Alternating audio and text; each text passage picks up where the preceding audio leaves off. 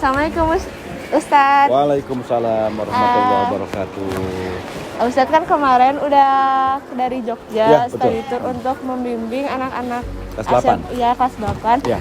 ke study tour. Ya, betul. Nah, ada pertanyaan yang aku boleh nanya? Boleh, mangga. Oke. Silakan.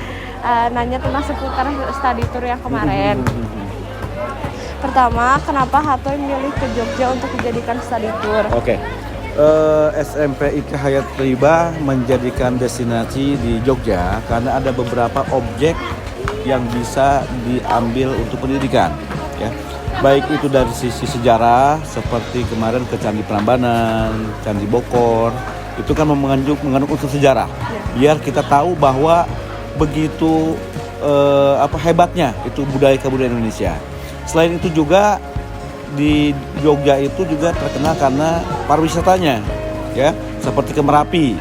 Kita bisa tahu bagaimana akibat efek ledakan Merapi itu bisa menghancurkan kehidupan manusia. Di Museum Mini Merapi, bagaimana seekor kerbau yang besar akhirnya tinggal tulang belulang saja, ya. Jadi dari banyak destinasi tempat yang kemarin didatangi, banyak pendidikan pembelajaran yang bisa didapatkan untuk siswa-siswi SMP IK Hayat Riba. Jadi ada manfaatnya juga. Banyak sekali manfaat yang dipetik. Oke, lanjut ya Ustadz ke pertanyaan kedua. Kemana saja destinasi yang dikunjungi saat study tour di Jogja? Ada beberapa tempat, diantaranya untuk destinasi wisata kita ke Arung Jeram Sungai Elo, ya. Selama kurang lebih 12 km kita mengarungi sungai untuk melaksanakan kegiatan rafting. Kemudian ada lagi ke Merapi, ya. Di situ kita touring memakai jeep, ya. Kita menjelajahi tempat-tempat yang menunjukkan bagaimana keganasan Merapi ketika mengeluarkan lava, menghancurkan beberapa tempat, ya. Nah, setelah itu juga kita ke rumah oblong. Jadi kita mengajarkan ke anak-anak SMP Hatoy bagaimana cara membuat kaos. Ya, akhirnya apa?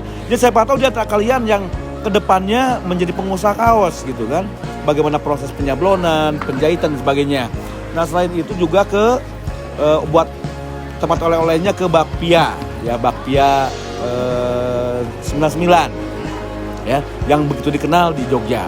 Nah, kemudian setelah itu juga kita berkunjung lagi ke destinasi wisata, yaitu ke Candi Prambanan. Jadi tempat-tempat itu yang didatangkan kemarin. Banyak juga ya Ustadz. Banyak sekali. Karena Pasti seru banget ya. sangat. Pertanyaan ketiga, apa yang bisa diambil dari study tour ke Jogja? Ya, banyak hal yang bisa kita petik atau ambil hikmahnya, ya. Yang pertama, dengan kita mengunjungi Candi Prambanan, kita mengetahui sejarah tentang Candi Prambanan.